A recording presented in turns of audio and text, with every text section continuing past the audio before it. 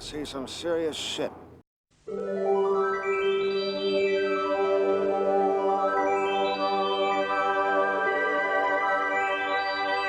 Rainbow.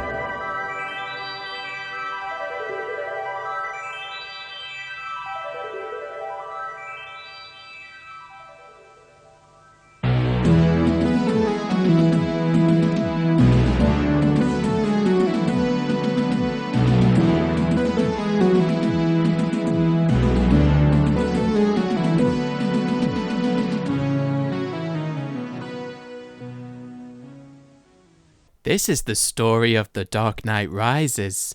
You will know it is time to turn the page in your book when you hear Batman say this. I'm not wearing hockey pads.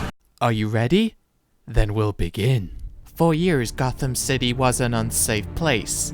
Robberies were common. Criminals ruled the streets. Then came the Batman. He fought the crooks and the villains. He used his brains and gadgets to make Gotham City safe. I'm not wearing hockey pads. Even the police relied on Batman. Police Commissioner Gordon would shine a special light into the sky whenever he needed Batman's help.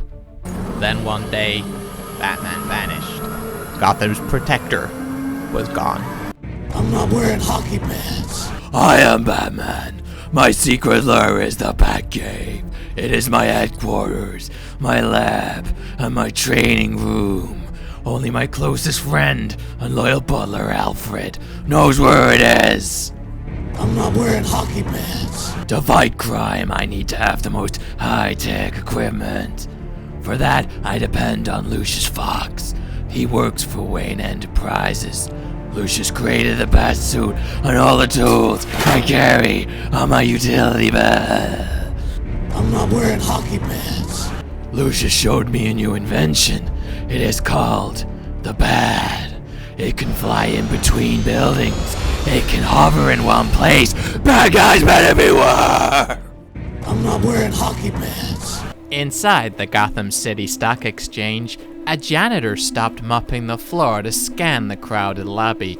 Busy people hustled in and out of the elevators. Security guards kept close watch on the doors. Off to the side, two shoe shiners were tending customers. It seemed like any other day in this important building, but things were about to change. I'm not wearing hockey pads. What's up? Cried the mysterious villain. I am Bane, and you're at my mercy. I am not leaving her till I get what I want. He glared at the terrified crowd in front of him, then pointed to his henchmen. You do what? He snarled. Bane's goons stormed the lobby, knocking people down and clearing Bane's way. Bane grabbed the head of security officer by the shirt. Give me access to the computer, huh? He threatened. Or I'll tear this place apart! I'm not wearing hockey pads. I arrive at the Gotham City Stock Exchange just in time. The criminal's name is Bane. He's the newest bad guy in town. Say hi. Help, Bane! I'm not wearing hockey pads. Finally, Bane's men leave. Bane is all alone. Oh. When he isn't looking, Batman pounces, but Bane is strong and fast. He grabs Batman. The two men wrestle and tumble. I'm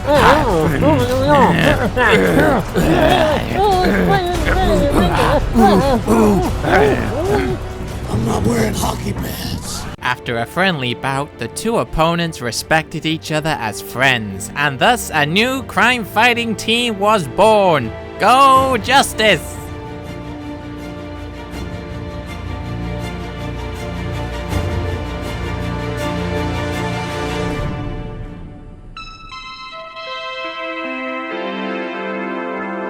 Now, turn your cassette over. Good evening, everybody, and welcome to your special The Dark Knight Rises review edition. I'm not going to overblow things with some big pompous special introduction this week because we really don't need one. We've all seen the movie. I think it's fair to say right now that if you are listening to this, you're not looking for a spoiler-free review. I'm going to make that assumption, and I'm going to say that we're just going to go full into details. It's going to be blow by blow. But I am delighted to say that we have, as far far as I'm concerned, the dream team Avengers assembled tonight for our review. First of all, the guy that I literally had, I believe, if what Jamie tells me is true, beg to get on this show tonight. He is the webmaster of BlueTights.net. You might remember him from such shows as Justin and his amazing friends : The Quest for Peace, one of my personal favourites. Will you please welcome Justin? Hello. It wasn't begging, it was a timing issue. My wife was out of town and I wasn't sure I was going to actually have a chance to see the film before you recorded, but I caught it last night, so. It's true what Jamie says, we did order you to be on the show. I know. As I understand... I wanted to. I mean, I'm really excited. I just, timing was, until the last minute we weren't sure it would work out. As I understand it, your wife gave you permission to to join the show. Yes. That's great. Yes. Thank you, Justin's wife. Also joining us, oh boy, we haven't had this guy on here for a while. Please welcome Captain Ed Hocken. Hello, sir. Hey everybody, I am back. I have been, brought out of retirement, as they say, and I am here for the long-awaited discussion of this movie. Something I've been looking forward to. As I said, well, it's long-awaited, so it's been a long time coming. He has a beard and a cane, and it's been 8 years. Isn't it? I've been practicing archery in my bedroom for this moment. Yeah, but who doesn't? Don't talk back to Captain Hocken. He'll get you with his vote. Also joining us, of course, the Miranda Tate of this show, the one who's behind everything on Think McFly Think, the one who's behind everything, Mr. Peter Giorgio. Hello, Peter. Hello, boss. Sorry, excuse me. Well, if you keep calling me Miranda Tate, I might not be your boss for much longer, Phil. No, that's and of course, she is Miranda Tate. She was never anybody else. We were so wrong about that one, weren't we? Not. Wink, wink. Honestly. Also, of course, joining us is, I guess the real, well, actually, based on the emails that we've swapped, I think I'm going to give her the nickname of Talia Al Nitpick tonight, because if I understand it right, that's what's going to happen. So please welcome Queen Christina. Hi, Talia Al Nitpick. Prove me wrong, that is all I ask. And finally, of course, the guy that I couldn't imagine doing any show, let alone a Batman show, without, it's Jamie Williams. Hello, kids. How are you? We're good. Let us get to it.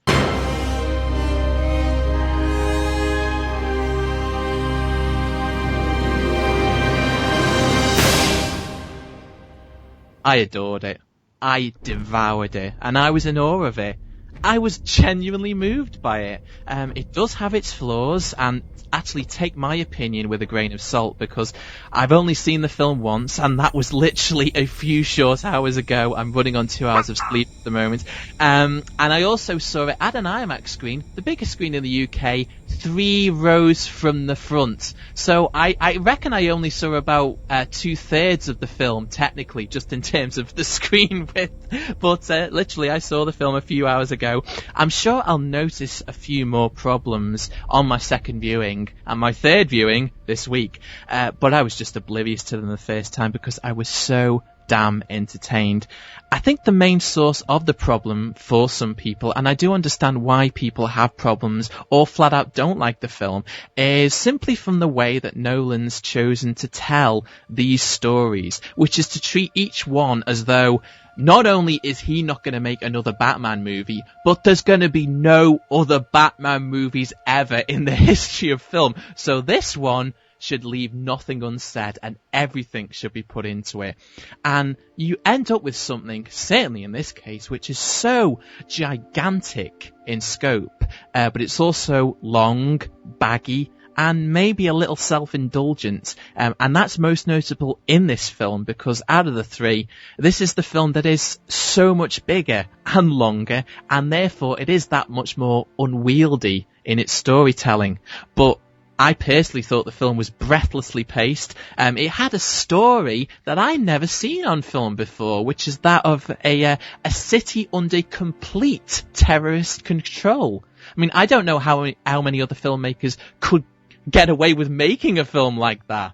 And there were at least a dozen moments in the film where my mouth was genuinely agape.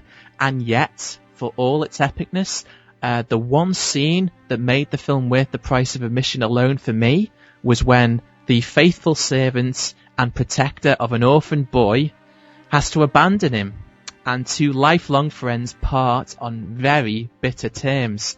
It's an emotional, gut-wrenching experience. It's a buttock-clenching experience as well, and I absolutely adored it. Ladies first, of course. Christina, what did you think? I saw this movie on an IMAX screen, just like Phil, although I wasn't sitting 3 rows from the front, poor bastard. I was sitting in the back. I was sitting in the back where you belong. And while I enjoyed this film, I did have problems with this film. This one, I could really feel the length at some times. It felt like it was dragging at points. I thought all the performances were great. I thought the effects looked great. This is a beautifully shot film. But I did not like the way that the film handles certain characters. I did not like the way that characters just sort of drop out of the story and then come back into the story. And there are plot holes and nitpicks here and there that I just did not like. But yeah, it's good. I feel like I do need to watch it again just to have a definitive opinion, but yeah, I overall I enjoyed it, but I did have problems. Okay, Justin.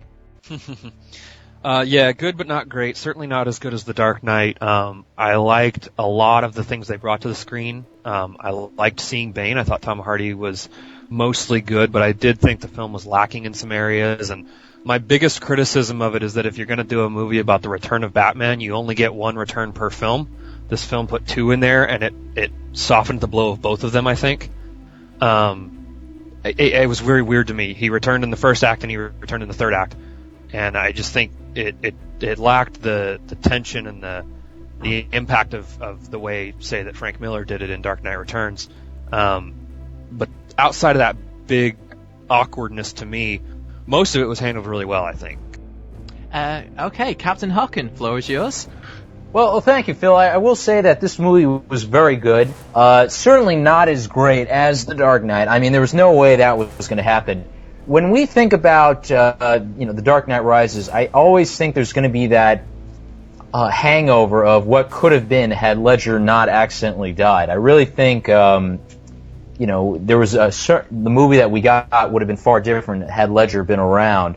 That being said, and working with what they had, it was still, like I said, very good. Of course, the movie is not without, it's not flawless, and that is, a matter of opinion. I mean, there's certainly things when you give it any thought, do seem a bit odd, such as, I know this was presented when I was reading some reviews where they talked about how the cops and that they're in the tunnels and they've been apparently in the tunnels for 2 months, but they look pretty clean when they come out, and the city doesn't look, really all that wrecked. I mean, I can understand why they didn't really.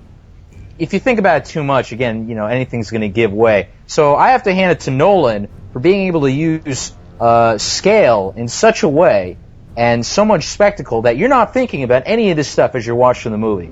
I saw this movie at midnight after a very long day, and this movie at 2 hours and 45 minutes is an incredibly long movie. And to me, it did not feel like that. And I have to say, it is very interesting how they played with the fact that now this is 8 years after The Dark Knight. So Batman hasn't really been Batman for that long when you think about it. He's becomes Batman, Batman Begins. The Dark Knight is a few months after that, and then 8 years he's nowhere around.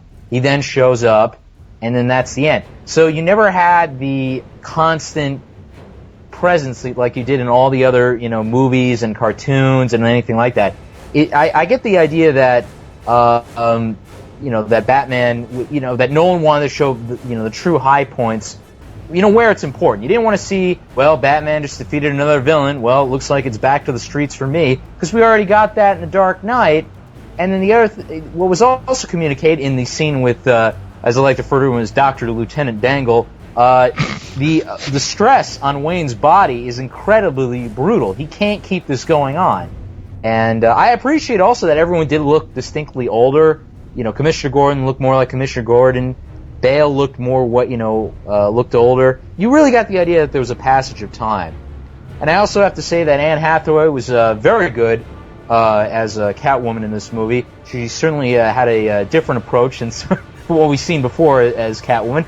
And to me, it's very tough to have a for the female characters in these movies. I think it just relates to the subject matter.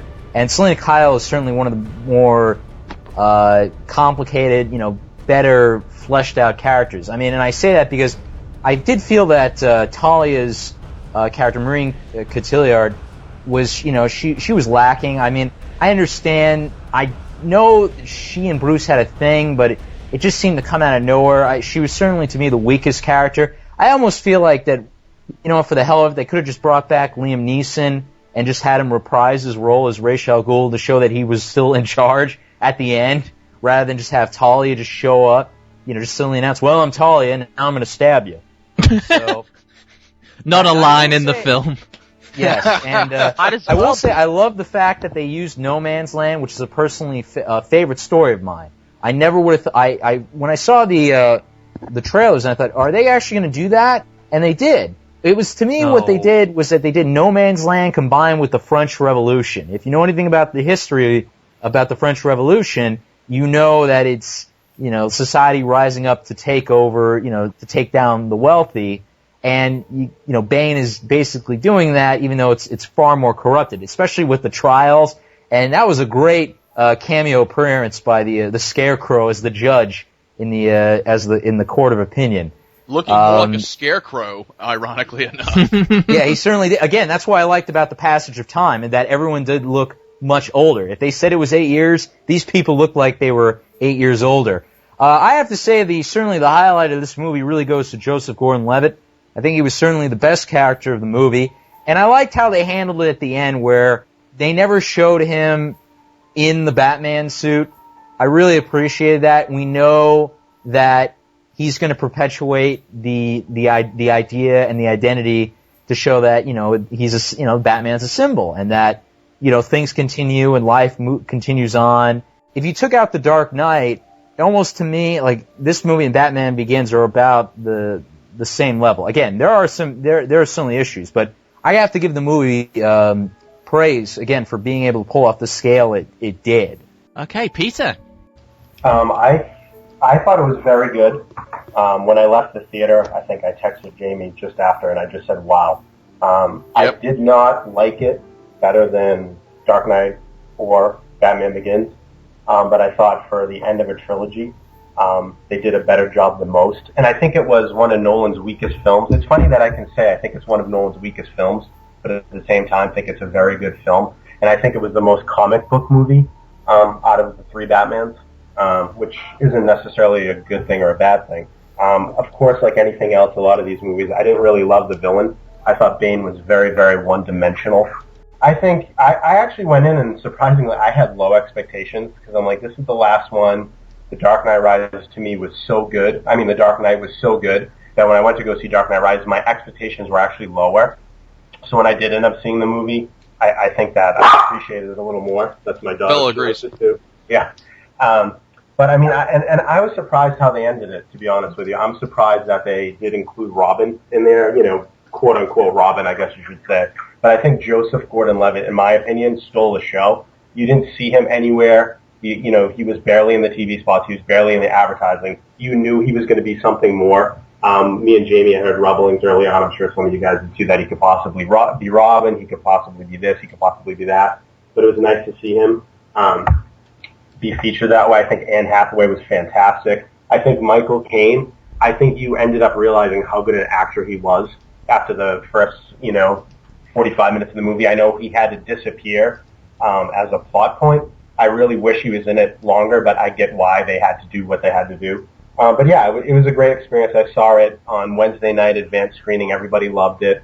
So, I think there was pacing issues. I think somebody else brought that up.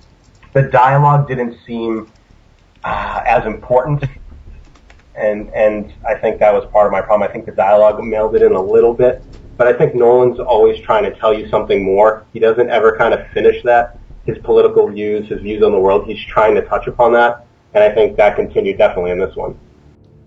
Okay, Jamie. I saw it at midnight.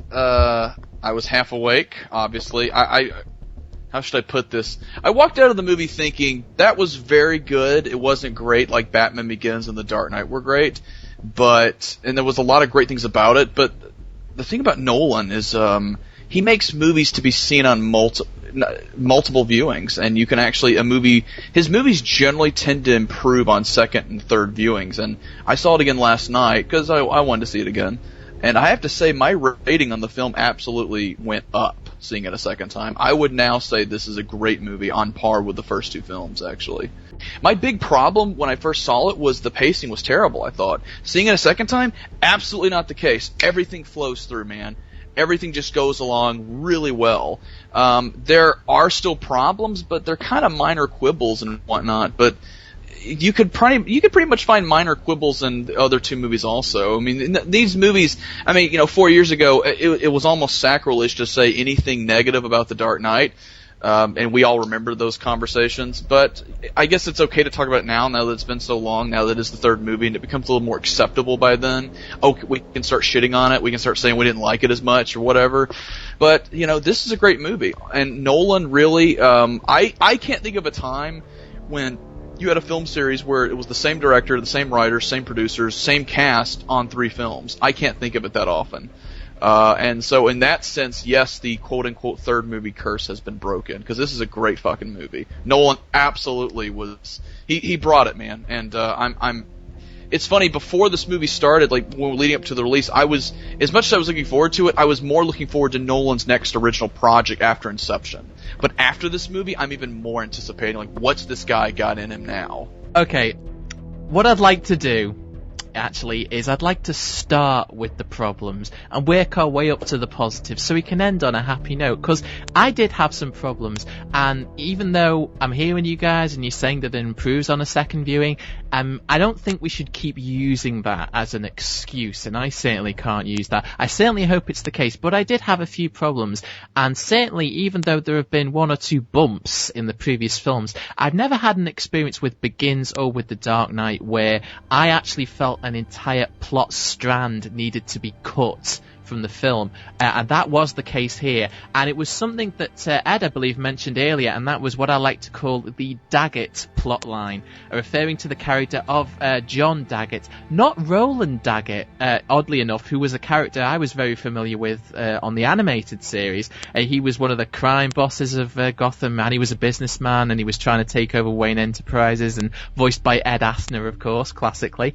But for some reason he's John Daggett in this one, and I guess in this film he's a guy who owns a big company to rival Wayne's, I guess. He's also a guy who's on the Wayne Enterprises board, I guess. He's also someone who wants to take over Wayne Enterprises, I guess. He's also in cahoots with Bane and allows him to get a foothold into Gotham's infrastructure, I guess. And he also wants Catwoman to steal Wayne's fingerprints, so she, of course, has made a deal so she can get her criminal record wiped. No, but he's the link between Catwoman to Bane. That's his ultimate purpose, though. I mean, trust me, that's a legit argument, Phil, because I was wondering that when I first saw it myself. I was like, huh? Like, what's the deal with this guy? And doing my terrible Seinfeld impersonation. But no, actually... I can do better, actually. And Peter's just shrugging his shoulders right now. But no, it comes across better when you see it a second time. Is that was the link between... That's really his purpose. And I will say, both times I saw it when Daggert's yelling at Bane, I was sitting with my friends, I was like, dude, do not yell at Bane.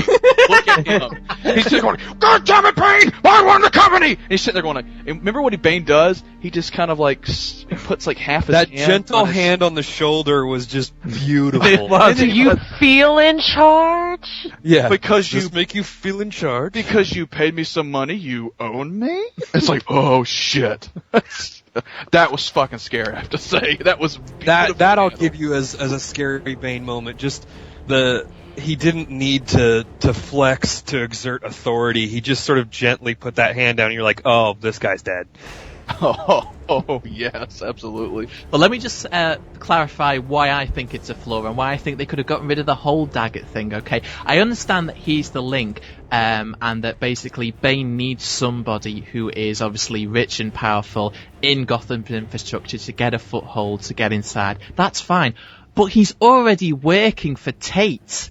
So, to me, it's completely extraneous. And the idea that, we need Daggett to be the link between Catwoman and Bane. To me, I don't buy that at all. I mean, to me, she could have been taking orders from anybody, just a lieutenant on the side to link to Bane, or Bane directly. I mean, she's underground, she's dealing with some shitty people. To me, it's just... And also, it's just the fact that for the first 30 minutes, I was distracted trying to figure out who the hell this guy was. I mean, you can have some mystery about it, but you need to give the audience the basic information, and we don't find out who the hell this guy is until a good 40 minutes in, and then, as you say, with a gentle stroke, he's dead. I was going to say that Daggett had the infrastructure companies, and he was, trying to disguise everything they were trying to do. So, but Tate could have had that. That's my point. And it wouldn't have made any sense. I suppose she would have been using Bane resources. I mean, yeah. The point about Daggett was that he had his own resources that Bane was utilizing. All of Wayne's resources had been spent by him and Tate on the actual device. Okay.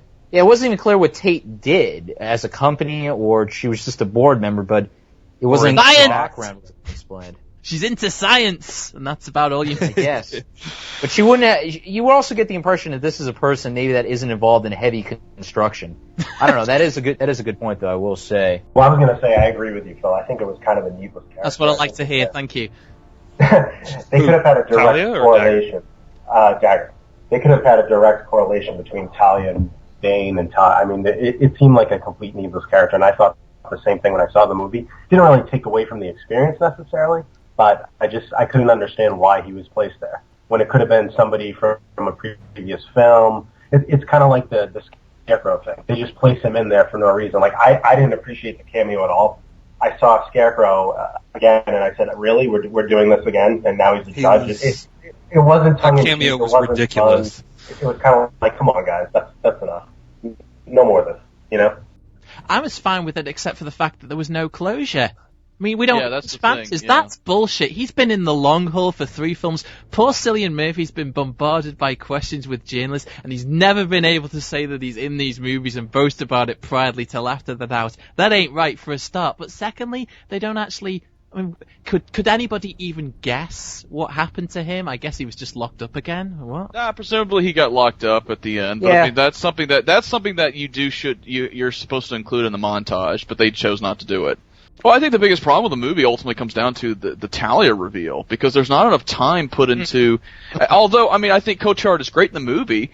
It's a case where there needed to be an extra scene or two establishing a relationship between Bruce and Miranda. Bingo. Yeah, and that's terrible. And it's not. It's like, okay, well, they fuck, so now they're a couple. And it's like, you felt that Selena and Bruce were a much better couple, because there's a line when she's after she rescues Bruce and Lucius, and he kind of smiles and looks at her with his eyes all big, going, "I really like your new girlfriend, Bruce." And at this point, he's still quote unquote with Miranda, but he's speaking for the audience, because everyone else felt the same way. Like, yeah, totally. You didn't feel like he comes back in to get Miranda out. You didn't feel like there had been enough of a focus at that point. I didn't buy for a half second that they had 2 scenes together where they were relatively adversarial towards one another. And then the next thing you know, they're in the rain, and Rain fixes everything. They're in love. They're making love, and he's trying to save her. I'm like, for me, I didn't buy any emotional investment from Bruce Wayne in Miranda Tate at all. It felt very forced to me. It felt like they were, these two have a romantic relationship in the comics, so we should have one in here. Right. But on the other hand, with Selena, I felt it was much stronger. I felt that these were 2 people who admired each other's abilities, were a little standoffish, but in a flirtatious kind of way. And there was a lot more going on there than with Miranda Tate. The Tate stuff just felt forced to me, so I wasn't sure why they forced that on any of it. I mean, like I said before, I would have much preferred to have Talia appear as an intermediary for Ra's himself, rather than trying to force this love story into it. I don't know. It just I'm fine with the love story, because if you're going to stick a knife into somebody, it should sting. It should come from somebody that where what really hurts is that it's from someone I love, baby. Well, yeah, but you didn't feel the love there. Yeah, no, I know. The love felt. Exactly, you didn't feel the love. It felt like a scene was cut. Or something was, I'm not feeling the love right now. You're all yelling at me. I'm trying to keep the house in order. God damn it. Okay, Chris, I think she wanted to say something. I'm not quite sure. She was being rather subtle about it. Fuck Talia al Ghul in this movie. She should not have been here in the first place. Talia al Ghul is to The Dark Knight Rises as Gwen Stacy was to Spider-Man 3. It's a recognizable character from the comic who has no business being in this movie, who is only here for fan service, who could have easily been removed and the film would have flowed much better. Bruce and Miranda have no relationship, so when she does her heel turn at the end and goes, "Wahaha, I'm Talia al Ghul," it doesn't mean anything. And on top of that, she completely undermines Bane at the end of the movie. She gets the death scene that Bane should have gotten. Bane gets reduced to a random henchman who gets randomly blown away at the end. Fuck her, she shouldn't have been in this movie. Yeah, that was my thing is I was so happy to see a Bane that wasn't completely neutered the way he was in Batman, whichever Forever or Robins, whichever one it was, and to see like oh god, we finally get real Bane, and then at the end it's like nope, still a henchman for some lady character you don't care about. It reminded me very much of The World Is Not Enough.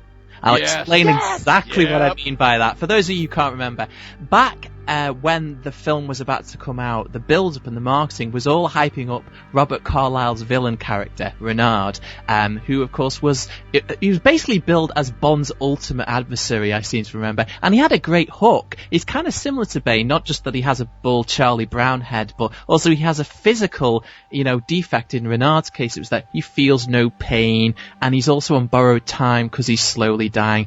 And you watch the movie, and it's all misdirection, and that's fine, because, it's a big twist that Sophie Marceau's the real villain. That's fine, but the side effect is that Renard is basically Sophie Marceau's bitch in that movie, and that is exactly what happens here. I don't even mind that so much, but it felt like, and I'm sure you'll know what we're talking about, the moment she opens her mouth and makes that reveal, he shrinks. I don't even think he has one line after that, but it's like he goes mute, and it's like you can basically see his lip wobbling through that mask as she's talking and she's saying, "Goodbye, beloved," and all of that stuff. I was disappointed. I was really bummed out about that because he gets taken out like such a punk. I was let down by the fight on the City Hall steps because I thought it was over too soon. And I guess the point of that was supposed to be that Batman was now using Bane's own technique in that Yes, fight. I love that. I thought it was great because then he gets him down and he goes like, "You have my permission to die." I thought that was great. Okay, I'm sorry. What the hell is that about? He did this with Ra's, he did this with Bane. Apparently this Batman, look, it's just guns. He's perfectly fine with killing. He just doesn't want to do it with a gun. Like, that's insane to me. That's so weird to me. I let it slide with Ra's, and now Bane, he's like, yeah, you know what, so I just beat the living crap out of you, basically beat you to death. I'm gonna go ahead and let you just die after I beat you to death, but I don't know. No, it's not from the comics. It's not. No. John Paul Valley did it. The original comics, he fucking killed people left and right, no problem. Okay, yeah, if you go way, way back. But I mean, from the contemporary, I just didn't buy, he keeps on this, no guns, just punch them to death. That's perfectly cool, though. But no, just a second, because we're sidestepping the issue here. We're all assuming that Batman makes the kill, which I personally would have been fine with. He doesn't make the kill. Catwoman kills Bane. That is unfair. But he was... If that got out prepared 6 to make months the ago... kill. He was right there. I know, and I'd be fine with that. I was expecting that. We talked about it. We were like, okay, he's finally going to break his one rule, and after that, he'll have to go. He'll have to sacrifice himself. He'll have to stop, because at that point, he's crossed the friggin' line. I'm fine with that, but Catwoman... I'm not trying to make this sound like, females shouldn't kill comic book characters. I'm not trying to make that sound like that at all. I'm just saying, Catwoman, is anybody happy that Catwoman killed Bane? I don't think so. I think it's supposed to be that Batman got his ass saved. I thought it was fine actually. I thought it was fine that she did it because she is that great. She doesn't have the moral qualms that Batman does. She calls him out on it after she saves his ass. You know what?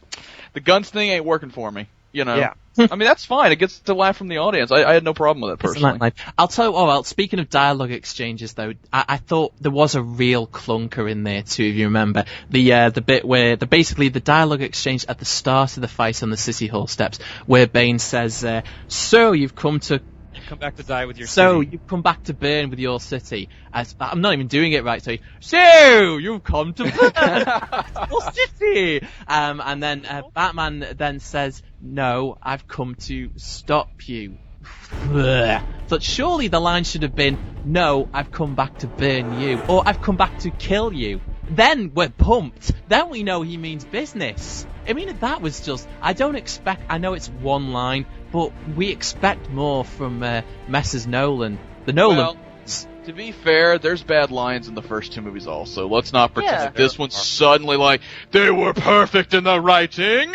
It's like, no, they weren't. I mean, Batman's always had really shitty comebacks throughout these movies. Oh, a little fight in you. I like that. Then you're gonna love me. and let us not forget the capper of them all. What's the difference between you and me? I'm not wearing hockey pads! No, Jamie, This we have... just showed you it's ready to believe. Good. I was just going to say, we have rules on this show, and that only Chris is worthy to do the Bale voice. We've all established Can we that. just agree, by the way, that the Bale voice wasn't as irritating this time, because he's barely Batman, but they seem to have downplayed it. And no, I thought it was as bad as There was ever. still a couple of lines. It's particularly when he has to do contort himself in certain ways. When the Joker was choking him and Bane was choking him, when he's doing that choking like chin back thing, he talks like he has marbles in his mouth, and it's very weird and hard to understand. But it happens all the time.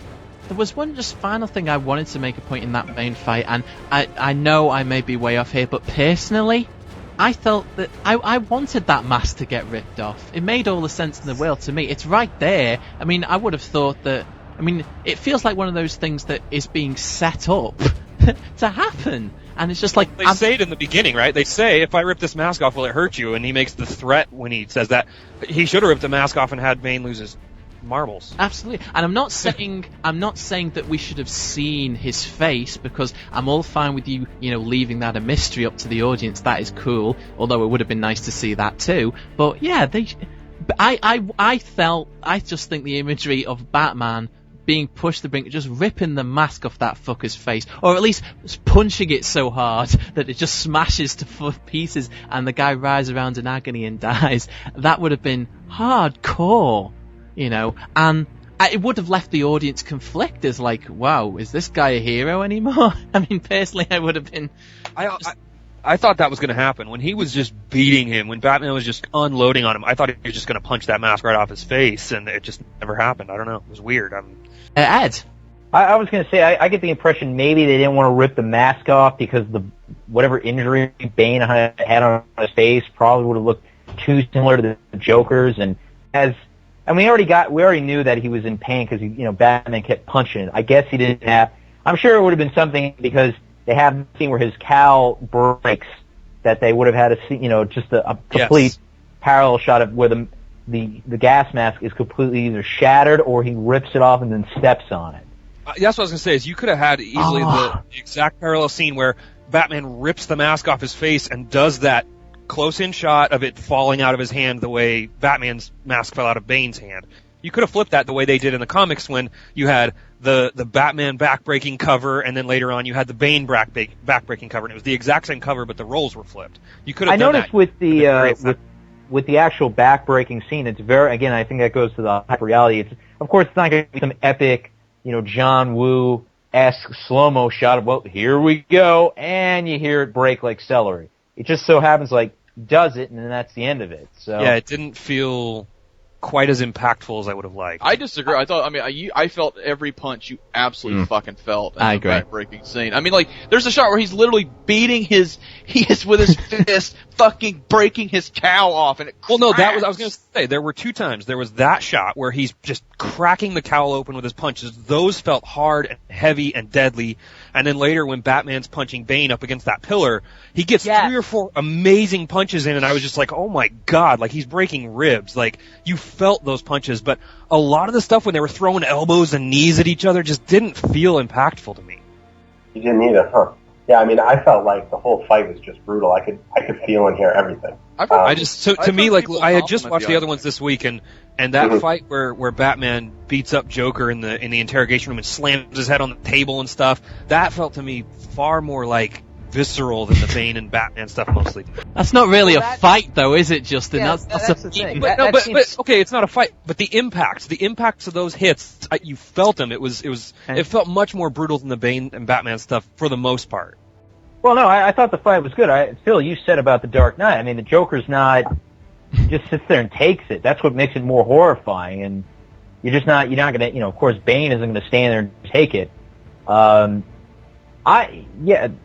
had a theory about it, and it's just popped in my head now, but let me throw it at you, Justin, and then you can beat me up and hit me in the face if you want. But here's my thought. Maybe it's because you are dealing with two characters who are very heavily clad in armor. I mean, there's one specific shot on the bridge where I noticed where Batman gets in quite a few punches. Like, he does that kind of Matrix punch that Hugo Weaving does in the first one. And of course it doesn't hit him. And it's simply the fact that you're dealing with an enemy that can take the hits, that doesn't impact. It's not the fact that you can't feel impact. It's the fact that his opponent can't be hit in that opening, in that first fight.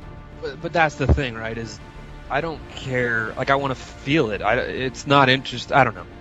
Yeah. I said Why don't you know? Okay, they can.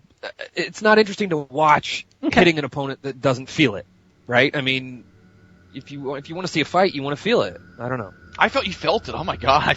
But that's just like I said, some of it did, but only a couple specific parts. Like, it's Bane, right? I mean, this is the guy. This is the guy, the most brutal of Batman's opponents in terms of just what he did, issuing him a sheer beatdown, and there was only a couple times in the movie where I wanted to wince more, I guess. I wanted to be like, oh, God, that looks like it hurts. Like, I wanted to feel that, and I only felt it a couple of brief moments, particularly the one you called out, Jamie, where he was cracking the cowl as he's punching him in the face on the ground. I was just like, ow, ow, ow, watching it. But when they were just fighting, it didn't feel that. I don't know.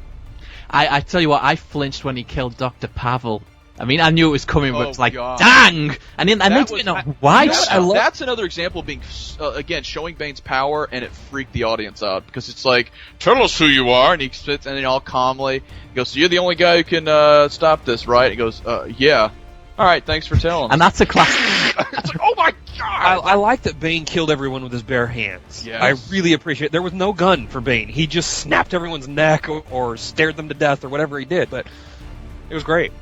For me, I felt like the Bane fights were awesome, and I'm not sure if it's because maybe I saw it in IMAX and the IMAX sound system helped, but every single punch that he landed, I mean, you could hear the audience just wincing. I mean, this was the first time, I think, ever where I've seen any Batman film where I was genuinely in fear for Batman during a fight. I was terrified for him. And there's this outstanding moment during that first fight with Bale and Batman where Bruce is rushing in and he's fighting him, and you can just tell he's screwed, and he's going up those stairs and Bane's just slowly walking up, and he lets out this animalistic roar like he's trying to psych himself up, and as soon as I heard that, I thought, oh my god, he's screwed. He's totally screwed. And during that second fight, there's this, you guys already mentioned it, but that wide shot where Batman's up against the pillar and Bane is just laying into him with those haymakers. Everybody was just wincing. Holy shit. You know what I thought the fights were great. You know what the biggest holy shit moment for me was? This is a little thing. Is when Gordon meets Bane in the sewer, and they only show Bane's back.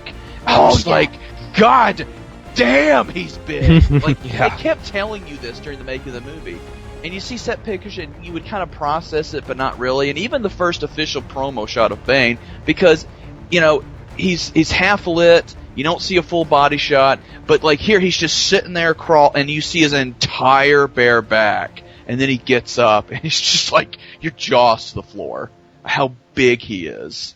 I thought Hardy was great at Bane. I mean, that's fantastic. He was able to really do something that most actors would find difficult. He was able to emote and act with half his face covered, and not even the half of his face that you like, where it's like the opposite half of Bale's. Yeah, exactly. Where it's absolutely, and he was able to get that across with his eyes, and just his, like when he gives the speech about Harvey, like he sells it absolutely through his body language and his eyes and you could tell like he's absolutely emoting like he would if he didn't have a mask on. He sold the shit out of that.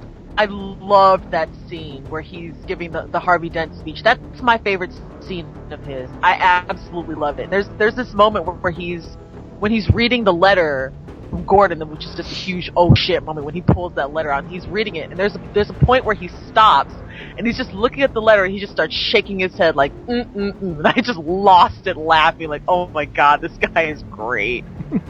And I also think he deserves credit for giving an amazingly ballsy performance. That accent, that voice, he is balancing on a very delicate line there. It is a very theatrical performance. It's borderline camp at times, but I think it works brilliantly for two reasons. Number one, if you had the voice that I think a lot of people expected would just be like a borderline grump, I am Bane. Well, that's not a charismatic guy. This is a leader of men. This is a guy who people will die for. They established that in the opening scene. You have to believe that. You have to believe that a huge army of people, even people in a prison who've never seen him, who are just hearing his voice through the walls of Blackgate in that scene, would follow him. And they absolutely do that. You know, if you went for the Spanish Bane, you'd end up with Puss in Boots, quite honestly. You have to have something that's I mean, I do think it is, for better or worse, a voice that is going to be endlessly parodied for the next year, but I mean, I thought it was hysterical, but I absolutely loved it. I felt like at times it was supposed to be a serious moment, though, and the audience I was with was laughing at him in these serious moments. So I think although I did like how he approached it, and I think Hardy approached it great, I didn't love the villain storyline, which again happens in a lot of these comic books. But I also think that because of the way the voice was set up, or the way it was presented, the audience was just laughing at inopportune times. And then at times when they were supposed to take him seriously, it was harder to do that because of the voice. I did think one of the funny moments is when the kid was singing the national anthem, and he kind of says, "Oh, what a sweet voice," or "What a great voice." I thought that was fantastic. Mm-hmm. When he was in the kind of entryway before he blew the stadium up, I thought that was a great moment. Everybody hit the floor when he said that in my audience. Well, while we're on the subject of sound, my third and final flaw with the film, one thing that I did find to be a problem, and I'm absolutely shocked that I'm saying this, but the score. Now, usually my feeling on the scores for the films is that they ain't that great to listen to on the CD, but in the film they work beautifully. In The Dark Knight Rises, honestly, complete opposite. I've listened to this score on CD several times over. I think it's Zimmer's best one of the three, absolutely. Not to take anything away, of course, from the work that James Newton Howard did on the first one and the second one, of course, as well. But I think Zimmer does some absolutely wonderful cues here. In the film, they're butchered to shit. Some of his best work is rendered completely inaudible by the sound mix, and the rest of it just seems temp-tracked from the first two movies, where they recycle the same cues over and over again. It's the Spider-Man 3 thing. Regardless of the other problems that film had, I just was tearing my fucking ears off the fifth time he starts swinging to that bloody theme. I've heard it to death, and it's the same thing here. They just kept using the same music every time he flies off, or every time he swoops in and rescues somebody. That 5-beat note again and again, I just found it repetitive. I think that happens to a lot of threequels, but that's just the way I felt, unfortunately. For me, for the most part, I didn't mind the score at all. The only two moments where I can really remember much of the score was the first time we see him in the bat suit and he's driving the bat pod. I mean, my audience just lost it cheering when they heard that music because they knew, yay, it's Batman. And the ending used the same cue that they use. Oh God! Sorry, go ahead. And the ending montage used the same music that we hear at the end of The Dark Knight when he's running away, which honestly made me a little bit teary-eyed because that moment always, that just chokes me up every time I see that movie. I hate watching him run away. Okay, well, Justin, let's get back to something that you wanted to talk about before, which is Batman returns multiple times. Go ahead. No, okay, so your whole pitch here for this movie is Batman's gone, and he comes back. Batman's grappling with being gone, and then he and Alfred are fighting over being gone to the point of stressing their relationship, and Batman makes the decision to put on this costume again and go out because Bane has attacked the stock exchange. A very, very small thing in the large scheme of things. But Batman goes out and you get this big... And honestly, this return of Batman in this scene was unbelievably good. When the lights in the tunnel go out as he's cruising by the cop cars, because he's got that EMP, and the cop is like, oh, you're in for a show tonight, boy.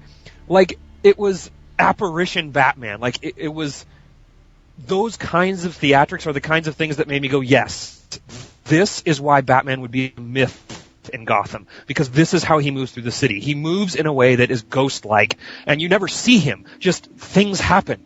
And to me, that quick moment in that tunnel felt the most like Dark Knight Returns in the whole thing. And then he goes out for that one ride on his bat pod, and then, oh, gone again. And then he disappears again for 6 months. And you had this whole thing going on with the chalk bats being drawn everywhere by Blake and everything else, but that never had anything to do with anything. It was just people drawing chalk bats for no reason. I was desperate to see... For one, I think having him return once and then disappear again, then return again, lessened the impact of the second return. I would have preferred to not ever see Batman in full costume until he comes back to Gotham and lights the bridge on fire. I would have preferred that Bane did take it to his house in the beginning. I would have preferred that Bruce is grappling with putting the suit back on to help, but as he's deciding to do this, Bane breaks into the mansion and breaks his back before he basically becomes Batman again. So he's made the choice, but Bane's like, no, not so fast, and destroys it, and then Batman has to relearn why he was really going to put that suit back on. He has to face that in the prison. I wanted the buildup of... I would have preferred that Batman came back to the city and did the thing that he did, and you mentioned it earlier, the No Man's Land arc, where he had to rebuild the legend of the Batman. When No Man's Land happened, he showed up, fought a couple criminals, and they were like, whatever, dude. Nobody cared about Batman anymore because he wasn't the scariest thing around because all these criminals had broken out on a deserted island. And I wanted to see him with the chalk bats and the flaming bridge bat and stuff. I wanted to see him have to rebuild the mythos of the Batman and build it up so that Bane's army is talking about, well, hey, Batman's back, and Bane's starting to become fearful and panicked that, wait a minute, no, I killed him. There's no way he's back. And then you get that moment of him actually returning after, whatever, an hour and 20 without him. And to me, that would have made it incredibly more impactful and built up tension. Like, I just pulled out Dark Knight Returns to read it again today, and there's like 20 or 30 pages where he's not Batman. And there's 2 pages leading up to his return that's entirely news reports about, like, over on the west side, 2 guys tied to a telephone pole. They swear they saw the Batman, and people are talking, and the rumors are flying about, oh my God, is he back? Is he back? Is he back? And then he shows up. And to me, that was just all lessened by having him return twice. The first return was, in my opinion, completely pointless. He shows up, goes on one motorcycle chase, and everybody's like, oh my God, Batman's back! And then he disappears again for 6 months. Like, it was just very stilted and a very, I don't know, it was a off-kilter return to me that didn't have the impact that I felt like it should have had when he finally was like, there's Batman. This is Batman, and it's not the same Batman. It's a fully realized Batman. It's a Bruce who understands why he's doing this now. I agree. I do agree with you completely, because you remember, Justin, we talked about this when we talked about the trailer, and we talked about how we wondered if there was going to be some big 40-minute extended gap where it's just him in the hole and nothing else is happening. Is the audience going to go with that? Something that you taught me, actually, was that these films that Nolan's made have never been about Batman. They've always been about Bruce Wayne, and Bruce Wayne is the real person, and Batman is a symbol, and that's an interpretation. These are about Bruce Wayne. Yeah. Absolutely. And I just loved... And not millionaire playboy Bruce Wayne, but Bruce Wayne... Crazy hermit. This is the first time we've ever seen him. The character that these movies are about is the Bruce Wayne you see early in the film where he's got the bat suit on, but no cowl. That's Bruce Wayne. That's the Bruce Wayne who hangs out in the cave wearing the suit, but he's not, I'm Batman. He's being Bruce as Batman. Like, that's the character to me. Well, it's also the fact that we're at the start of this movie. Not only do we have this wonderful idea of just a crazy hermit. I mean, in fact, it made me think about that Simpsons episode where Mr. Burns runs the casino, but he never leaves the room, so he just has a crazy beard and huge fingernails. But they never went the fingernails, So and that's Smithers is Alfred. I guess so, yeah. What happens is basically that you have a return to the Bruce Wayne of that period around the 20-30 minute mark of Batman Begins, when he'd first returned to Gotham after being kicked out of Princeton and had a goal, I guess, to kill Joe Chill, but no real plan. It was a guy who wasn't alive, who wasn't living, he was just existing. And that's exactly... Well, that was great. Yeah, that's what we have here. We have a guy who's just existing. And, I've read a review, mentioning no names please, who doesn't understand why Alfred would leave under those circumstances. You weren't paying attention, sir. That is such bullshit. Like, I thought that the review you're referring to is just fucking fanboy fodder. But that's how we get your comic books. It's not a comic book. This is the Alfred that we've set up for these, the last two movies, and we've seen an arc with Alfred. Because you do go back to the first movie, and he looks at him after he gets back from saving Rachel, and he goes, the only reason I didn't send you to an insane asylum is because you said this was for something for the greater good. And he even calls back to that and goes, you always told me this wasn't going to be permanent. Like, you were going to look past this. Like, you were going to eventually stop being Batman and move on with your life. And you're not Batman, but you haven't moved on with your life. You've been sitting here for 8 years just wasting away. And Bruce physically and emotionally is he's a skeleton at the beginning of the movie.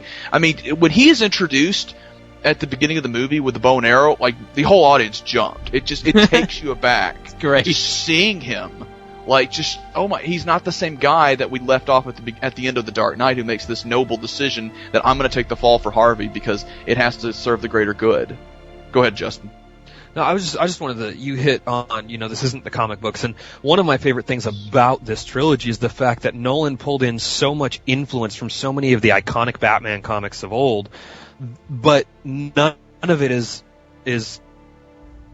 inseparable from the comics. He built his own mythos. He built his own Elseworlds Batman that has many things we're familiar with, but is not afraid to do its own things. I like the choices he made with John Blake. I genuinely like them. I like the choices he made with Bruce and Alfred, and I think all the choices he made with all of these characters were exceptional, and they worked really well in their universe, with the exception of Raish, but I wanted Supernatural. But, it is that thing, like, it's that weird line of he's taking obvious cues from the comic books, from No Man's Land, from Dark Knight Returns, from those things, but then he does go his own way, and I don't know, people get mad about that, but, they'll go pick up every Elseworlds comic that's ever printed. They'll go pick up Gotham by Gaslight and not bitch once about how it's totally different, and you know what else? I will say this. This made me laugh, actually. One of the most emotional high points in the film should be, and is, to a certain degree, when Bruce, after many, many failed attempts, manages to succeed and climb out of the hole. But for some reason, the only thing I could think about while I was watching that sequence was the song from Mulan, "I'll Make a Man Out of You." And I'll explain what I mean by this. There's a scene in Mulan where she has to climb this unclimbable pole attached to weights, and she actually manages to do it as the song's reaching a crescendo, and I was just watching that sequence as he climbs, and they're all chanting, and I'm just like singing that song in my head, and he does it, it's like, yay!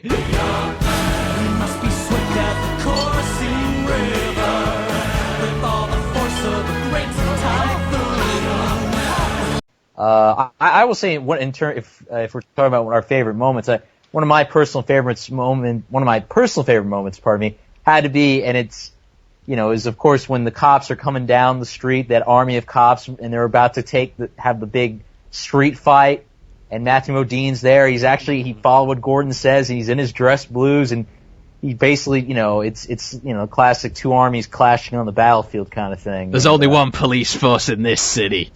You're damn right. Again, even though it does raise that point of, like, those cops had been down there for so long, but their uniforms are neat and clean, and Justin, there is a question I did want to ask you. Actually, there's two, but the first one is, I'm sure you remember a couple of months ago we were talking about the trailer, and we were, because it's fun, we were guessing about how things were going to play out, and we knew we'd be wrong. That's the fun of it, and we were wrong. We thought, I think we both said Michael Caine would die. Thank God for all of us we didn't, because we'd all be blubbering wrecks even now. Not even Lucius died, despite a well-earned attempt by Miranda at drowning him. He didn't die. The fight between Bane and Batman didn't take place in the Batcave.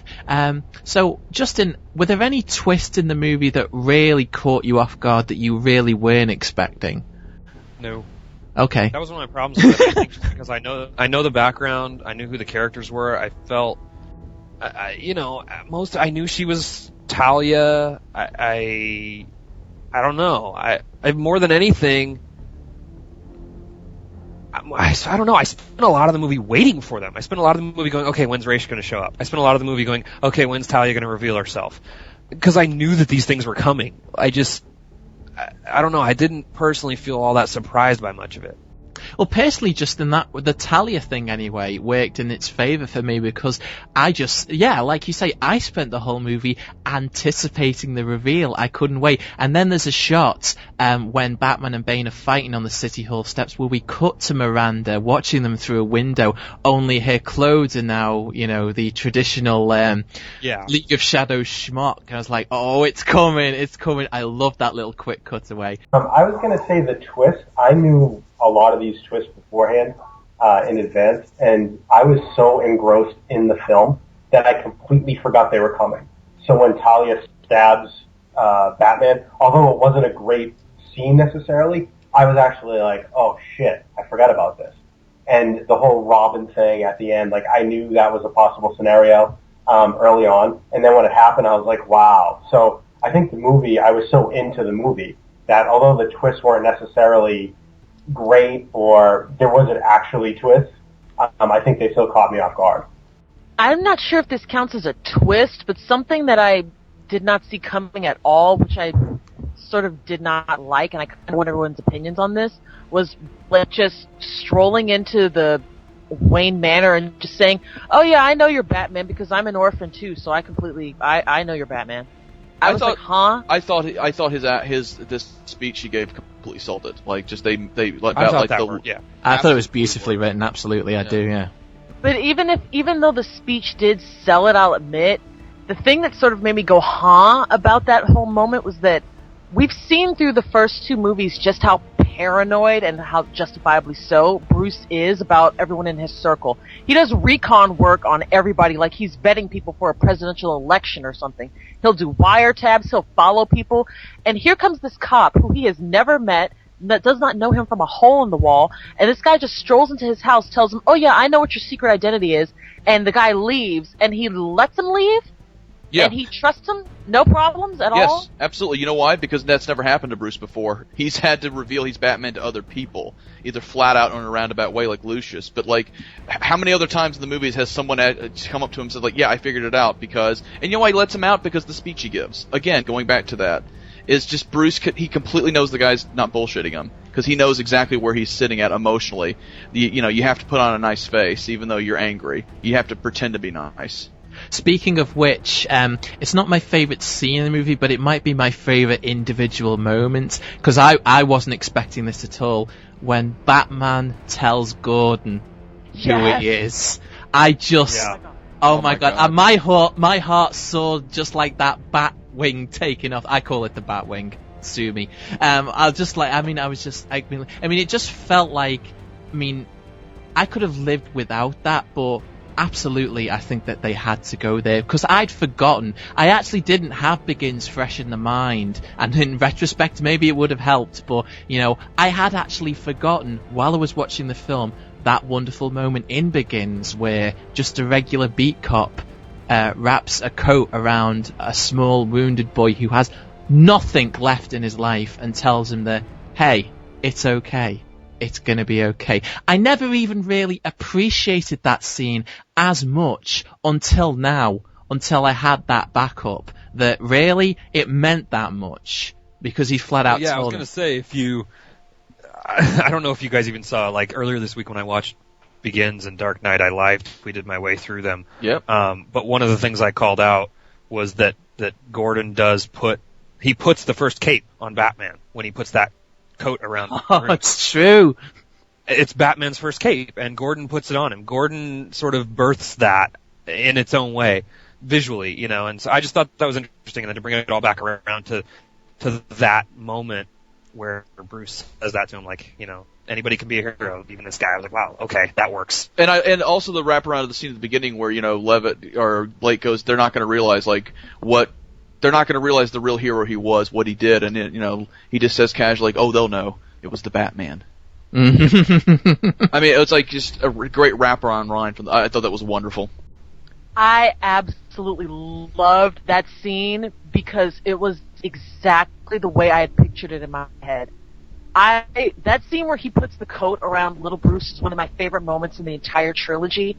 And going into this movie, I always sort of had the idea in the back of my head that if Gordon ever finds out who he is, they're going to do a callback to that moment with coat. And to actually see them do it, I was just thrilled. I couldn't believe that they actually did it. But the moment was kind of ruined for me because right after it, we have this sort of weird delivery from Gary Oldman where he's just staring up and he goes, Bruce Wayne. And I kind of didn't. And I really wish that they hadn't even just had him say it. All you have to do is just show the moment with the coat, and then because it's Gary Oldman. We don't have to hear him say it. We can see the realization happen on his face.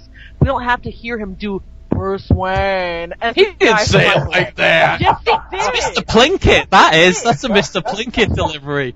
Yeah, right. Oh, true. I mean, want a pizza roll. Unbelievable. Well, okay.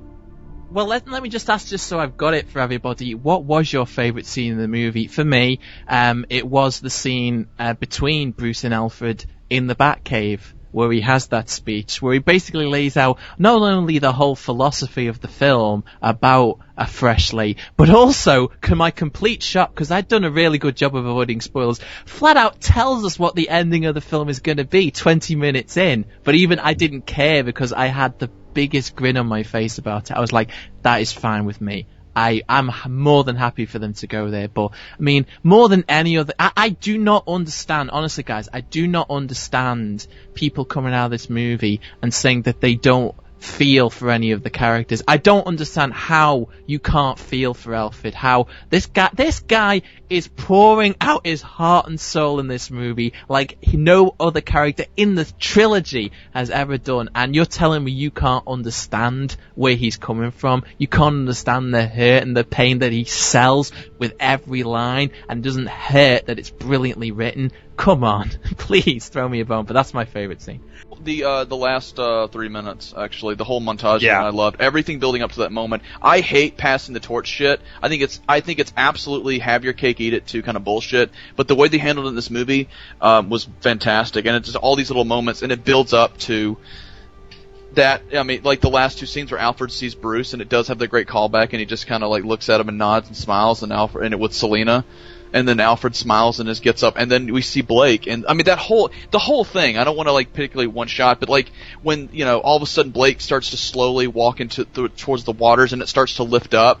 I mean, you could just your hair stands up, man, and it just like it gives you just enough to dot. In the same way that like it was a great way of saying it was kind of like the ending to the first movie, though. It has in the sense that it tells a story, it brings it to a close, but it says, this story is over, but the characters, the adventure, it continues. And it plays on in your mind. And that's exactly what they did also by having it rise up, and then boom, the Dark Knight rises. I thought it was fantastic. We didn't need to see Blake actually find the suit. We know he's going to find the suit. Peter. I was talking to Jamie beforehand, before I actually saw the movie, and we sort of knew, we were discussing what the ending could possibly be. And I was kind of up in arms about the fact that Bruce Wayne was going to sacrifice himself, or Batman was going to sacrifice himself, but then not really be dead. And I kept going on and on about how that was a cop-out. I don't want to see that. If you're going to kill him. And then once I actually saw the movie, my mind completely changed right away. The ending scene I thought was done the way you need to do it. I thought everything kind of threaded out and ended in the right way, and I got goosebumps. I felt emotion. I was like, wow, this is actually a really good ending to the trilogy. So I went in being really angry about that, possibly being the situation. And then once I saw it, I was like, all right, you guys got me. And I told Jamie that after. I was like, I was completely wrong. And I don't say that often, as Jamie can attest to. Damn right. I've recorded it. I agree with Jamie that the best part of the movie was that montage at the end, but I think saying you don't like legacies is ridiculous. That's the best part of DC Comics characters is their long-lasting legacies. You misinterpret what I mean. You misinterpret what I mean. I don't mean by comic books. I mean when these franchises try to do it. To like, hey, let's keep going. These DC characters, the best part of it is that it's not any, with the exception of Superman, maybe, there's not just one. Like, Batman there have been many people in that cape and cowl in the past. I'm talking about movie franchise. I'm not talking about comic books. I'm talking about specific from a film. Like, they always say this bullshit about, like, oh, well, he's going to leave, but we can keep going without him. They do that all the time. That's what I like about how they did it here. But that's what I'm saying. They did it in the way the comic books would have done it. I like that. I'm giving them a compliment by saying they handled it fantastically. Like, something I hate, they made me love it. Like, that's a compliment to no one.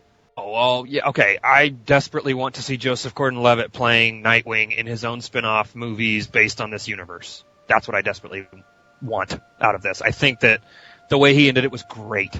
I loved the idea of Wayne Manor being turned into an orphanage. I loved John Blake's character sort of.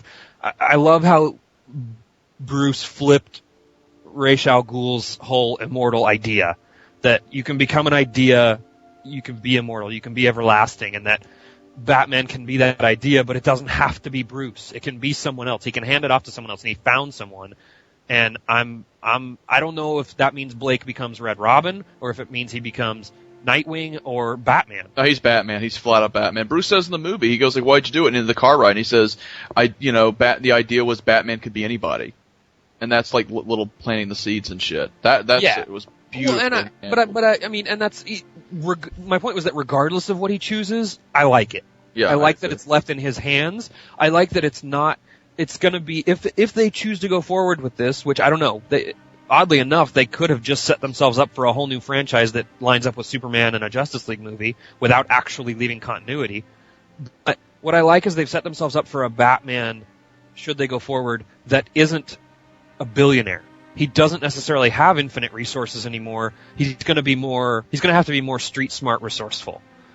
He's going to potentially have a network of orphan boys out on the streets that work with and for him to help clean up Gotham. Like, I think there's a lot of potential in what that version of Batman looks like, and honestly, I would line up to see it. It's more like the end of Dark Knight Returns, right, where he's in the cave with a bunch of kids, and he's doing it all still, but he's doing it underground. He's not doing it with the big ta-da that he used to do it with. I want to add real quick, I love the use, like Nolan's, actually one of the strengths that doesn't get talked about in the Batman movies that Nolan's pulled off is, there's always a little kid reacting to Batman, and he's fucking handled it beautifully in all three movies. I particularly liked it in this one. Little boy is like, he says, it's like, the kid's about 10 years old, he was a baby when all this stuff happened in the first movie and the second film, and yet he knows the legend of Batman, and he sort of sees it as being like, no, he was, again, let's think about the people of Gotham, they understand, enough people, they don't believe Batman really did it. That's what I thought the little kid represented. He spoke for Gotham to the reaction when Batman returned in this film. But I love it when Blake is trying to tell him telling him the orders, like, go tell everyone to get out. And the little kid just has this look on his face, and he goes, "He's back, isn't he?" And Blake just kind of smiles and just says, "No, get going." And it's just that look. No. You know what he tells him? He says, "Keep your eyes open." Yeah, it's just that absolutely sold it, man. Just like. I thought that, and the little kid seeing the Batwing or the bat, like it's Batman, like that shit was fantastic. But see, to me, that is way more impactful if he didn't already come back earlier. Like that's why I wanted that to be his return. That assault on Gotham should have been his return. Everyone was so fucking sure this was going to end on a dark note. And it's like, this is the last movie, dude. It was just common sense. It's like Nolan, he's got small children. He knows small children are watching this movie. It's a Batman film. You can't have Batman die at the end of a movie. No one's going to accept that. So, and Warner Brothers was never going to allow that anyway. So you have like the simple common sense of that. But putting that aside, yeah, you put the character through so much hell over 3 movies. Even though, yeah, the first one ends on a very triumphant note, he endures so much at the end of the second film, and like throughout the third film, that he earned that ending. It's like seeing Spider-Man 2. Like Raimi put Peter Parker through all that shit physically and emotionally. That when Dunst shows up at the very end and says, I choose you. And she says, "Isn't it about time someone saved your life, Peter Parker?" Your heart just goes out. It absolutely. Oh man, Go ahead, Phil. Yeah, logically, we know that he can't die, that they're not going to go there. But isn't it wonderful how, for at least 5 minutes there, I genuinely believed that they would. I thought they'd actually done it. I believed that they'd killed him off. They play those moments, that aftermath, for everything that it's worth. The statue, the gravestones buried next to his parents, Alfred having a breakdown. I was having a breakdown. Chris. Yeah, I was calling bullshit until I saw Alfred crying and saying, I failed you, and I thought, wait, they really did it? They really killed him? What is this? But then, as it started to go on and I started to realize, okay, he's alive, then I started to feel happy about it. And then when they actually showed him on screen, people they lost their shit. Everybody was screaming and cheering and clapping and pumping their fists in the air because nobody wanted to see Batman die. We wanted him to live. So, yeah. What shocked me actually about the ending was I think, and I know conversations I've had with Jamie, we were talking about how he's not going to die, he's going to fake his death. Do you remember, Jamie? We thought, absolutely they're going to do Dark Knight Returns in some way, and they did. But also, the comic book the ending reminded me of, and certainly in terms of Bruce's fate more than any, isn't a Batman comic at all. It's a Superman comic. This ending reminded me so much of Whatever Happened to the Man of Tomorrow by Alan Moore. Now, for those of you who've never read that book, I'll explain exactly what I mean. That story was basically, it was written in the late 80s, well, mid to late 80s. It was basically meant as the final chapter in the story of the original Superman that Siegel and Schuster created, basically before John Byrne rebooted everything with his series Man of Steel in the late 80s. There was going to be a final story that Alan Moore wrote to basically end the whole thing, and it's a very shocking story. A lot of people get killed. I think Jimmy dies, Lana dies, Crypto the Superdog dies, and basically at the end of it, Superman himself locks himself in a chamber full of kryptonite and dies. And the whole story is told through flashback because Lois is talking to a journalist. She's now happily domesticated with her husband. She's moved on. And then we find out at the end that their husband, the guy who's been in the background the whole time, is Superman. He's rocking an awesome mustache, and he's done what Bruce does here. He's wiped the slate clean. He's put everything behind him, and he's now living happily ever after. And true enough, he also winked to the audience at the end, and I'm glad they didn't do that. But the point is well made, and that's what I was thinking of more than anything during this story, and that was fascinating to me. But I know that comic's not very well known, so I don't know if anyone else would have... it's very well known. It's actually regarded as one of Alan Moore's finest, so absolutely. And again, like I said earlier, we were better off not seeing Blake in the Batman costume, because then that would have opened up a can of worms, probably. It did enough without actually having to. It certainly did. That's what Nolan is good at, like letting you fill in the blanks yourself. Basically, because Nolan, like I said earlier, Nolan was. I think the reason he did this is I'm going to show you exactly at these points why it matters. Because otherwise, if we had something like, if it had been like the other Batman movies, like, well, okay, so this one villain's down, but now there's another. This is never going to end. That was the point, I think. That's the point the Joker was talking about when he was hung up upside down. How, we're just going to keep going at it till the end of time, and it's never going to end. I think that's why Nolan fast-forwarded everything 8 years after this point, and we have to show when it matters, because the Joker's right. It will never end until something else is, either he gives up or something else is done to change the game, as it were. And that's what that was that great scene with Gordon talking about why he wanted the Batman, is why he wanted Batman, is that it was allowing him a way to address things that he was unable to do, that he was, shackled and all that. Well, I think there's only one thing to say, of course. I mean, I still can't believe I'm having to say this, but, I mean, this is the end, my dear old friends. The end. It's the end of this amazing, amazing series, and I don't have some big prepared speech here like Bane to deliver. All I can say is to Chris Nolan and to Wally Pfister, who, as Chris said, did shoot the most beautiful looking film in the series, absolutely, this time out, and to the cast and the crew, and to Warner's for just letting him do whatever the hell he wanted to do. I just want to say it has been a wonderful privilege to experience these movies. They've just redefined the possibility of what this genre can achieve on this side of the scale, on this side of the realistic perspective on the comic book superhero, and just how much depth and epicness you can cram into one of these movies. Not just superhero movies, but summer blockbuster entertainment, period. It's just been an absolute joy, and thank you very much, sir.